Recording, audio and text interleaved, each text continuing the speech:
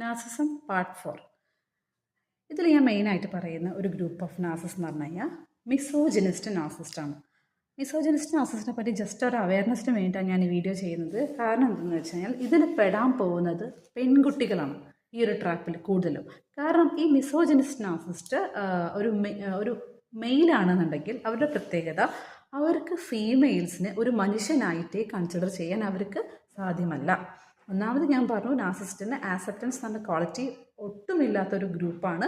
അതുകൊണ്ട് തന്നെ ഇവിടെ അവരുടെ പ്രത്യേകത എന്താണെന്ന് വെച്ചാൽ ഫീമെയിൽസിനെ അവർ കാണുന്നത് ഒരു മനുഷ്യനായിട്ടേ അല്ല, ഒരു സ്ലേവ്, അവരുടെ ആവശ്യങ്ങൾക്ക് പറ്റിയ ഒരു സ്ലേവ്.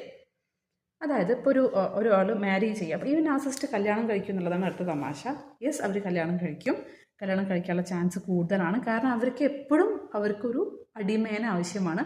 അവർക്ക് ഉണ്ടാകുന്ന പ്രശ്നങ്ങളൊക്കെ ഞാൻ നേരത്തെ പറഞ്ഞ പോലെ ഒരാളുടെ തലയിലേക്ക് ചാർത്തി കൊടുക്കാനും, അതുപോലെ തന്നെ അവർക്ക് വേണ്ടി കുക്ക് ചെയ്യാനും, അവരുടെ അടിവസ്ത്രങ്ങൾ അലക്കാനും, അതുപോലെ എന്തൊക്കെ ഒരു ഫീമെയിലിനെ കൊണ്ട് ചെയ്യിക്കാൻ പറ്റുമോ ആ രീതിയിൽ അവരെ മാറ്റിയെടുക്കും. കുക്ക് ചെയ്യുക, അവർക്ക് വേണ്ട സാധനങ്ങൾ റെഡിയാക്കുക, അങ്ങനെ അവരൊരു ഒരു ഒരു പവർ പ്ലേ, അവരാണ് ആ വീടിൻ്റെ സെൻറ്റർ ഓഫ് അട്രാക്ഷൻ ഞാനാന്നുള്ള രീതിയിൽ അവർ നിൽക്കും. ബാക്കിയുള്ള പണികളൊക്കെ മറ്റുള്ളവരെ കൊണ്ട് എടുപ്പിക്കും.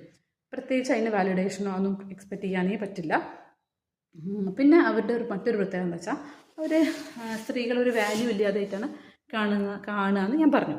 അപ്പോൾ ഈ ഫീമെയിൽസിനെ ഇവരൊരിക്കലും ഫൈനാൻഷ്യലി ഇൻഡിപെൻഡൻ്റ് ആയിട്ട് നിൽക്കാനോ ഒന്നും ഇവർ അനുവദിക്കില്ല. ഇവർക്ക് ഡിപ്പെൻഡബിൾ ആണോ അപ്പോഴേ ഇവരുടെ ആവശ്യങ്ങൾ നടക്കൂ എന്ന് ഇവർക്ക് അറിയുന്നത് കൊണ്ട് ഇവർക്ക് ഇപ്പോൾ എന്തെങ്കിലും ജോലിയൊക്കെ ഉണ്ടെന്നുണ്ടെങ്കിൽ സ്ത്രീകൾ അത് ഉപേക്ഷിച്ച് മിക്കവാറും വീട്ടിൽ നിൽക്കേണ്ടി വരും.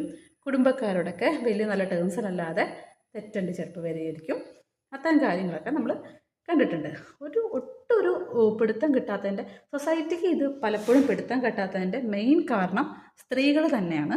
കാരണം അത് പറയാൻ കാരണം സമൂഹത്തിന് മുന്നിൽ ഫാമിലിയൽ ബോണ്ടിന് ഒരു ഉണ്ടല്ലോ. അപ്പോൾ ഒരു മെയിലും ഫീമെയിലും നല്ല ഫാമിലി ആയിട്ട് പോകുക എന്ന് പറയുമ്പോഴാണ് ആൾക്കാർക്കിടയിൽ ആക്സെപ്റ്റൻസ് ഉണ്ടാകുന്നത്. അപ്പോൾ ഭർത്താവ് ഇത്തരം മോശപ്പെട്ട ഒരു ആറ്റിറ്റ്യൂഡുള്ള ആളാണെങ്കിലും സ്ത്രീകൾ മിക്കവാറും ഭർത്താവ് നല്ലതാണെന്നുള്ള രീതിയിൽ പറയും. അപ്പോൾ സമൂഹത്തിൻ്റെ മുന്നിൽ ഇവർ ഞാൻ നേരത്തെ പറഞ്ഞ നന്നായി പെരുമാറുന്നത് കൊണ്ടും ഭാര്യ പറയുകയാണ് അയാൾ നല്ലതാണ്.